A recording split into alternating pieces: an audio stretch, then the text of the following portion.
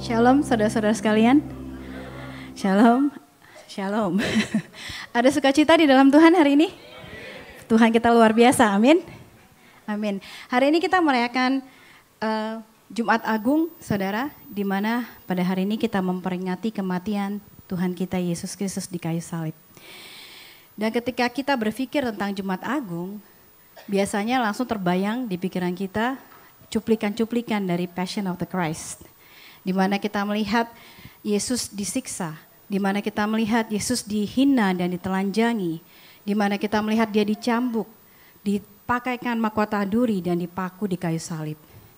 Tetapi saudara, hari ini saya ingin mengajak kita bukan hanya fokus kepada the manner of his death, bukan hanya fokus kepada bagaimana cara dia mati, tapi saya ingin mengajak kita semua untuk melihat alasan kenapa Yesus mati. Dan apa arti kematiannya itu buat kita. Amin. Bacaan kita hari ini akan diambil dari Hosea 11 ayat 1 sampai 9. Itu kemana? Saya akan bacakan ya.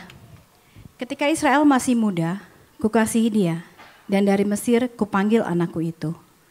Makin kupanggil mereka, makin pergi mereka itu dari hadapanku. Mereka mempersembahkan korban kepada para Baal dan membakar korban kepada patung-patung. Padahal akulah yang mengajar Efraim berjalan dan mengangkat mereka di tanganku. Tetapi mereka tidak mau insaf bahwa aku menyembuhkan mereka. Aku menarik mereka dengan tali kesetiaan, dengan ikatan kasih. Bagi mereka aku seperti orang yang mengangkat kuk dari tulang rahang mereka. Aku membungkuk kepada mereka untuk memberi mereka makan. Mereka harus kembali ke tanah Mesir dan Asyur akan menjadi raja mereka sebab mereka menolak untuk bertobat. Pedang akan mengamuk di kota-kota mereka, akan memusnahkan palang-palang pintu mereka dan akan memakan mereka di benteng-benteng mereka. Umatku betah dalam membelakangi aku. Mereka memanggil kepada Baal dan berhenti meninggikan namaku. Masakan aku membiarkan engkau, hai Efraim, menyerahkan engkau, hai Israel?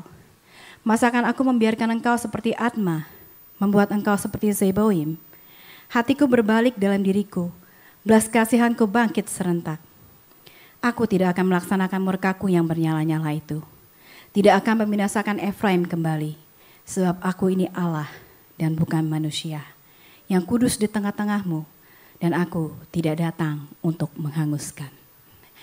Saudara, kalau kita baca ayat-ayat ini dan kita renungkan, ayat-ayat ini menggambarkan hati Tuhan yang luar biasa. Menggambarkan kesempurnaan kasih seorang bapak, saudara, kepada anaknya. Diceritakan di sini bahwa Tuhan tidak henti-hentinya memanggil anaknya Israel untuk kembali kepada dia. Tetapi Tuhan berkata, semakin kupanggil engkau, semakin kau lari dari hadapanku. Saudara, sang anak lebih memilih untuk melupakan bapaknya. Sang anak memilih untuk memberontak kepada bapaknya. Dia memilih untuk meninggalkan bapaknya dan mengikuti Allah lain. Sebagai seorang ibu yang mempunyai 3 orang anak, saya tahu jelas bagaimana hati bapak saat itu. Sekarang saudara, kalau salah satu anak saya memberontak kepada saya, pergi dan meninggalkan saya, hati saya pasti hancur. Pasti segala macam emosional itu berkecamuk di dalam hati saya. Antara saya marah, tapi saya sayang sama anak saya. Antara saya sedih, kecewa, tapi saya kangen sama anak saya. Saya mau tarik anak saya balik. Dan saya rasa itulah bagaimana Tuhan, yang dirasakan Tuhan saat itu. Dan karena kedegilan orang Israel, saudara, maka akhirnya Tuhan memutuskan untuk membiarkan orang Israel hidup di bawah penindasan bangsa Asyur. Ini bukan suatu reaksi dari bapak yang kejam. Ini bukan suatu reaksi dari seorang bapak yang hanya mengumbar emosinya, mengikuti kemarahannya, dan kemudian memutuskan untuk menghukum anaknya. Bukan, saudara. Tetapi ini adalah reaksi dari seorang bapak yang hatinya terluka, yang patah hati, yang merasa tidak ada pilihan lain selain membiarkan anaknya untuk menjalani konsekuensi dari kesalahan mereka. Tetapi ketika kita baca di ayat 8, saudara, kita melihat bagaimana Tuhan mengalami pergumulan di dalam hatinya. Dia berkata, how could I give you up? Bagaimana aku bisa melepaskan engkau, Israel? Dan Tuhan mulai mengingat segala masa-masa yang dia spend dengan Israel. Tuhan berkata, aku yang mengajar engkau berjalan. Aku yang menggendong engkau. Aku yang memberi engkau makan. Aku yang memeluk engkau dengan kasih sayang. Bagaimana mungkin aku sekarang melepaskan engkau? Bagaimana mungkin aku bisa meninggalkan engkau dan membiarkan engkau hancur seperti kota Adma, membiarkan engkau hancur seperti Seboim. Kasihku dan belas kasihanku terlalu besar untuk aku meninggalkan engkau. Kemudian Tuhan berkata, sebab aku ini Allah, aku ini bukan manusia. Maka aku gak akan melaksanakan murkaku. Aku gak akan membinasakan engkau. Dan Tuhan berkata, karena aku bukan manusia, aku bukan manusia yang mengasihi engkau dengan bersyarat. Aku bukan manusia yang mungkin sekarang mengasihi engkau tetapi besok akan meninggalkan engkau ketika engkau membuat kesalahan. Aku bukan manusia yang berubah-ubah, yang cenderung melupakan janjinya. Tetapi aku adalah Tuhan yang tidak pernah berubah. Aku mengasihi engkau tanpa bersyarat dulu dan sekarang pun aku tetap mengasihi engkau tanpa bersyarat. Apapun yang kau lakukan, aku akan melakukan janjiku, memegang janjiku untuk menjaga dan melindungi engkau. Luar biasa hati Tuhan, saudara. Dan Allah yang mengasihi orang Israel ini dengan kasih-Nya, Dia juga mengasihi kita dengan kasih yang sama seperti Dia mengasihi orang Israel. Amin, saudara. Maka dari awal Dia sudah merencanakan rencana keselamatan buat kita. Kita semua sudah berdosa terhadap Allah, saudara. Kita semua sudah terputus dengan Allah. Kita semua sudah mati dan layak untuk menghadapi kematian yang kekal. Tetapi karena kasih Tuhan, karena hati yang luar biasa itu, Tuhan memutuskan untuk tetap mengasihi kita dan menyelamatkan kita. Tetapi di sini ada masalahnya, saudara.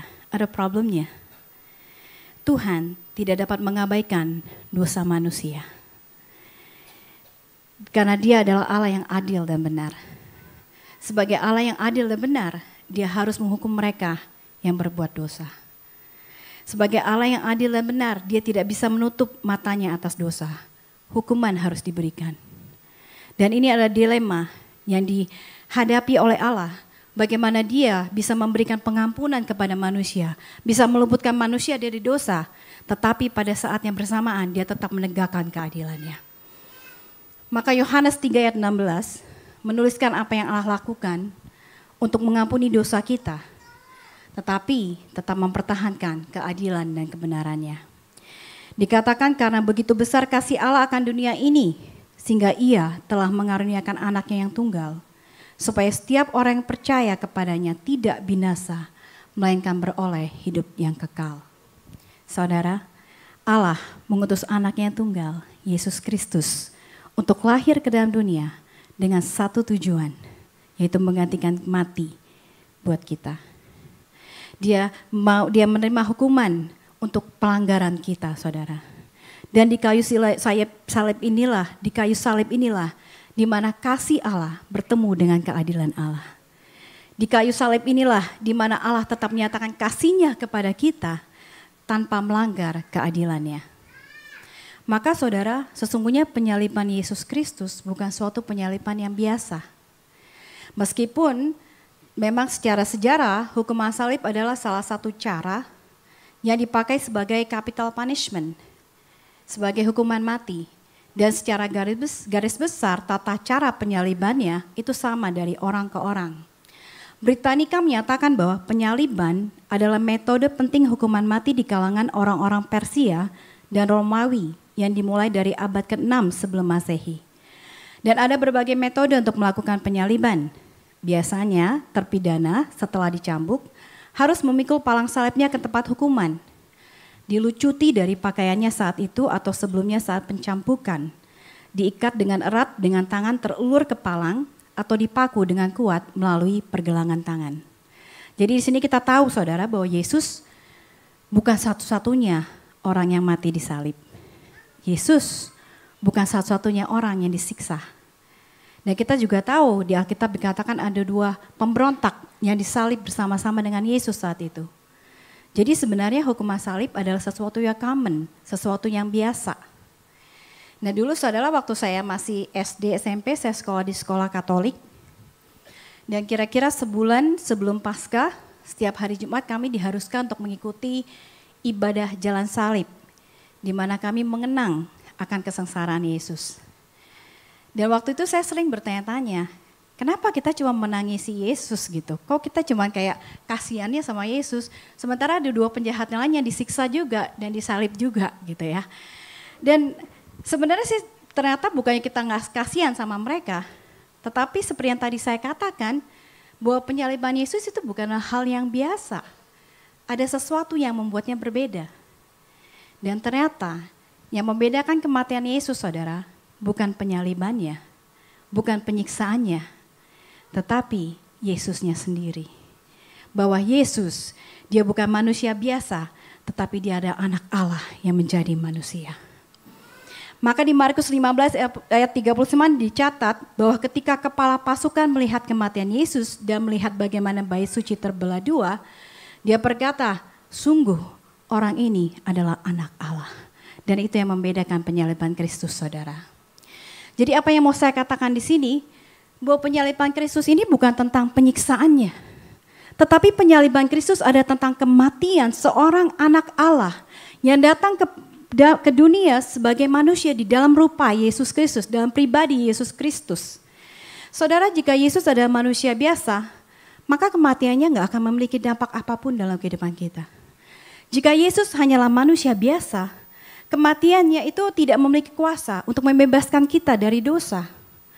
Jika Yesus hanya manusia biasa, jika dia hanya seorang Yahudi yang difitnah dan kemudian dihukum mati, dia hanya seperti seorang tokoh agama, seperti Gandhi, yang hanya memberikan contoh moral kepada kita, yang hanya mengajarkan tentang kerendahan hati, tentang mengalah, tentang kesabaran, yang hanya mengajarkan kita untuk diam ketika kita dihina, ketika kita dianiaya, ketika dia diejek. Dia hanya menjadi tokoh agama yang hanya mengajarkan kita tentang world peace, tetapi tidak memiliki dampak apapun terhadap keselamatan kita. Tetapi Yesus berbeda, saudara.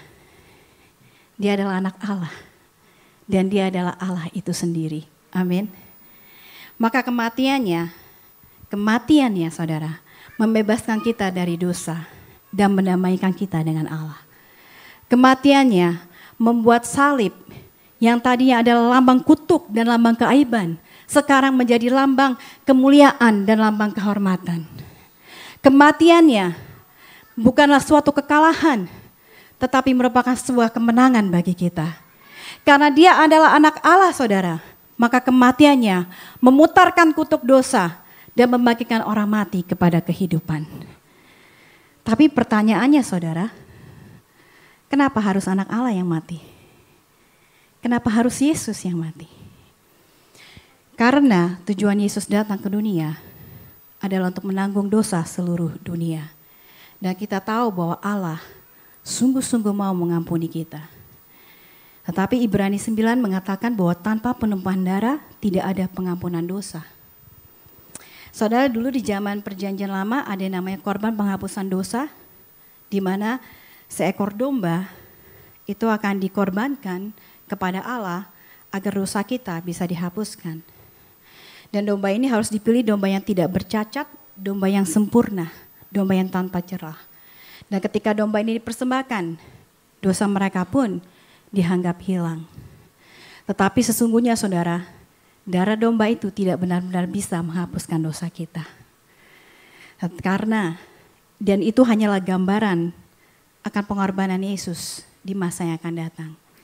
Dan sesungguhnya diperlukan darah dari manusia yang tidak bercacat, diperlukan darah dari manusia yang tidak berdosa untuk menghapus seluruh dosa umat manusia. Maka Allah Bapa, dia tidak memiliki cara lain selain mengirim Yesus, anaknya, untuk menjadi korban penghapusan dosa itu. Karena tidak ada seorang pun, saudara, yang dapat menanggung dosa kita, karena semua manusia sudah berdosa. Hanya Yesus sendirilah yang qualified, yang bisa, yang mampu untuk mati bagi kita. Karena dia adalah Allah, dan hanya Allah lah yang sempurna dan tidak berdosa. Maka darah Yesus, saudara, yang dapat menghapus dosa kita. Roma 3 ayat 25 berkata, Kristus Yesus telah ditentukan Allah menjadi jalan pendamaian karena iman dalam darahnya. Dan di kayu salib itulah, saudara, darah Yesus tercurah untuk menanggung seluruh dosa dunia. Dan kematiannya adalah pembayaran kepada Allah atas dosa-dosa kita. Juga, saudara, karena dia adalah Allah, Maka darahnya bukan hanya mampu menghapuskan dosa di zaman dulu, tapi juga di zaman yang akan datang. Maka kematian Yesus menghapuskan dosa kita yang dulu, sekarang, dan yang akan datang. Seperti dikatakan di Ibrani 10 ayat 14. Sebab oleh satu korban saja ia telah menyempurnakan untuk selama-lamanya mereka yang ia kuduskan. Darahnya menguduskan kita untuk selama-lamanya, saudara. Hanya diperlukan satu salib untuk menyelamatkan kita. Hanya diperlukan satu pengorbanan untuk menyucikan kita untuk selama-lamanya. Pengorbanan Yesus tidak akan diulang dan tidak perlu diulang lagi untuk selama-lamanya. Maka saudara, karena Yesus adalah Allah, kematiannya mengubah segala kehidupan kita. Kematian yang mengubah the course of our life, kematiannya mengubah masa depan kita. Dan apa saja saudara yang berubah dengan kematiannya? Kita baca ya, Efesus 1 ayat 7. Sebab di dalam Dia dan oleh darahnya kita beroleh penebusan, yaitu pengampunan dosa menurut kekayaan kasih karunia-Nya. Jadi oleh kematiannya kita menerima pengampunan dosa. Tadi saya sudah bicarakan tentang korban penghapus dosa, saudara. Dan Yesus adalah korban penghapus dosa tersebut. Kematian Yesus adalah pembayaran kepada Allah atas dosa-dosa kita. Dan Yesus membayar dengan darahnya, maka kita pun memperoleh pengampunan. 2 Korintus 5 ayat 18. Dan semuanya ini dari Allah. Dengan perkataan Kristus telah mendamaikan kita dengan dirinya. Kematiannya mendamaikan kita dengan Allah. Kita yang tadi seteru Allah, kini kita dipersatukan, didamaikan oleh kematian Kristus. Kita yang terpisah dari Allah, kini sekarang kita bersatu kembali dengan Allah. We are accepted in the beloved. Kita diterima oleh Allah dan kita menjadi anak-anaknya, saudara. Roma 4 ayat 23 dan 24. Karena semua orang telah berbuat dosa dan telah kehilangan kemuliaan Allah. Dan oleh kasih karunia telah dibenarkan dengan cuma-cuma karena penebusan dalam Kristus Yesus. Kematiannya membuat kita dibenarkan Allah. Status kita berubah, saudara. From the sinner to the righteous. Dari orang pendosa menjadi orang benar. Dan kita layak untuk datang ke tatah Bapa. Kita tidak memerlukan perantara lagi karena kita sudah dibenarkan Allah. Galatia 3 ayat 13. Kristus telah menebus kita dari kutuk hukum Taurat dengan jalan menjadi kutuk karena kita. Sebab ada tertulis, terkutuklah orang yang digantung pada kayu salib. Kematiannya membebaskan kita dari kutuk hukum Taurat. Kematian Yesus membebaskan kita dari hukuman atas dosa, dari maut, dan memberi kita kehidupan yang kekal. Amin, saudara. Dan ini semua terjadi, ini semua kita dapatkan karena Yesus adalah anak Allah yang datang ke dunia dan mati bagi kita. Amin. Saudara, dan Yesus melakukan ini tanpa paksaan. Gak ada paksaan dari pihak manapun. Dia bukan dibunuh, saudara, tapi dia menyerahkan nyawanya. Orang-orang melihat dia waktu dia disalib seakan-akan dia tidak berdaya. Dia tidak bisa menyelamatkan dirinya sendiri. Seakan-akan dia adalah figur yang lemah, ya, dan mereka bahkan mengejek Yesus dan berkata, turun dari kayu salib, ayo dong, gitu, selamatkan diri kamu sendiri kalau kamu memang anak Allah. Mereka nggak tahu, saudara, bahwa Yesus sebenarnya punya pilihan. Dia memilih untuk tetap terpaku di kayu salib demi kita. Dia memilih untuk tidak menggunakan kekuatannya sebagai Allah dan memilih untuk mati untuk menyelamatkan kita. Sesungguhnya, saudara, bukan Yesus yang tidak bisa menyelamatkan dirinya sendiri. Kitalah yang tidak bisa menyelamatkan diri kita sendiri. Maka dia mati buat kita. Amin, saudara-saudara. Kalau waktu dulu, kita bayangin kalau waktu dulu Tuhan Yesus turun dari salibnya. Kita semua di sini sudah binasa, saudara. Gak ada harapan buat kita. Tetapi puji Tuhan, syukur kepada Allah. Dia memilih mengorbankan dirinya agar kita tidak binasa. Iblis pada saat itu berpikir, saudara, bahwa penyaliban Yesus merusak rencana keselamatan Allah. Tetapi dia tidak tahu bahwa sejak awal Allah telah menetapkan penyaliban Yesus untuk menjadi jalan penebusan bagi kita. Amin. Saudara, keselamatan itu adalah 100% karya Allah. Dimulai dari Allah, dikerjakan oleh Allah, dan diselesaikan oleh Allah. Semua dia lakukan karena dia mengasihi kita. Dan seperti dia mengasihi orang Israel di cerita Hosea tadi, dia berkata, bagaimana mungkin anakku, aku membiarkan engkau mati. Aku terlalu mengasihimu. Saudara, di bayangan kita mungkin gak akan bisa mengerti bagaimana Tuhan yang hebat itu mau mati buat kita. Bagaimana mungkin Tuhan yang sempurna itu mengasihi kita sedemikian rupa. Bagi kita itu kedengarannya mustahil. Bagi kita kedengarannya itu cuman isapan jempol, it's too good to be true. Gak mungkin ada yang mau mati buat kita seperti itu. Saya mau kasih tahu saudara, memang kita gak akan bisa mengerti kasih Yesus sampai ke dalam-dalamnya. Karena kasihnya begitu luas, begitu dalam, begitu indah, melebihi akal kita. Begitu sempurna. Tetapi kenyataan kita tidak mengerti, tidak bisa mengerti. Kenyataan bahwa kita tidak memahami kasihnya. Tidak mengubah kebenaran bahwa dia adalah anak Allah yang sungguh telah datang ke dunia dan mati bagi kita. Dan itu kebenaran yang harus kita pegang saudara. Amin. Saudara, Jumat Agung adalah kisah tentang Allah yang sangat mengasihi umatnya, yang rela turun dari surga, datang ke dunia, mengosongkan dirinya, mengenakan rupa seorang hamba, dan untuk mencari mereka yang terhilang. Dia rela disiksa, dia rela dihina, dia rela disalib untuk menyelamatkan manusia. Yohanes 15 ayat 13 berkata, tidak ada kasih yang lebih besar daripada kasih seseorang yang memberikan nyawanya untuk sahabat-sahabatnya. Saudara, Jumat Agung adalah kisah cinta terbesar sepanjang masa. Gak ada kisah cinta yang lebih besar daripada ini saudara. Dan tahu saudara apa yang lebih hebat lagi? Kita bukan hanya pengamat dari cerita cinta tersebut. Kita bukan hanya pembaca dari kisah cinta tersebut. Tetapi kita adalah bagian dari kisah cinta tersebut. Amin. Kita adalah orang-orang yang berbahagia karena kita the receiver of God's love. Karena kita adalah orang-orang yang menerima kasih Tuhan. Saudara, dia mati untuk kita. Tuhan Yesus mati untuk kita. Tuhan Yesus mati untuk saya. Tuhan Yesus mati untuk Anda. Saudara, Jumat Agung adalah kisah cinta antara Allah dan engkau. Amin. Saya mengundang musik untuk maju ke depan. Kita akan mempersiapkan diri kita untuk menerima perjamuan kudus. Tetapi sebelum itu saudara, saya ingin berbicara kepada saudara di sini yang belum menerima Yesus sebagai juru selamat pribadi. Saudara, ketika Yesus disalib, ada dua penjahat tadi kita tahu yang disalib bersama dengan Yesus. Yang satu menghujat dia, tetapi penjahat yang satu lagi, dia menyadari kejahatan dia, dia menyadari keterbatasan dia. Dia berkata kepada Yesus, Yesus, ingatlah akan aku apabila engkau datang sebagai Raja.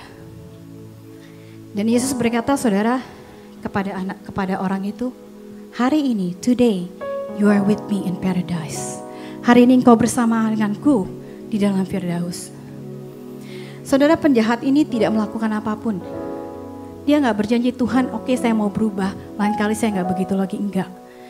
Dia gak melakukan perbuatan yang baik untuk menebus dosa-dosa dia, karena dia gak bisa lagi, dia sedang tergantung di kayu salib. Dia hanya melakukan satu saudara. Dia percaya kepada Yesus. Dan saat dia berkata, Tuhan ingat aku ketika engkau datang sebagai Raja. Dia sedang menunjukkan iman dia kepada Yesus saudara. Dan pada saat itu juga Yesus menyelamatkan dia. Dan saudara, saya mau kasih tahu kepada saudara yang belum menerima Yesus, jika Anda ada di sini atau jika Anda streaming, ini bukan suatu kebetulan saudara. Allah Bapa yang mengirim Anda ke sini karena Allah begitu mengasihi Anda. Dia begitu mengasihi kita saudara. Dan jika Anda berkata, Tuhan Yesus, aku percaya kepada Engkau saat ini, pada saat ini juga Engkau diselamatkan. Dan jika ada saudara-saudara di sini yang mau menerima Tuhan Yesus, saya ingin mengajak Anda berdoa.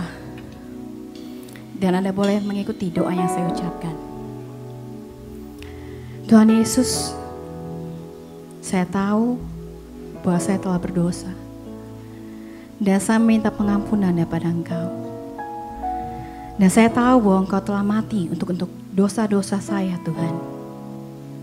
Saya tahu Engkau sudah bangkit untuk memberikan kehidupan baru buat saya.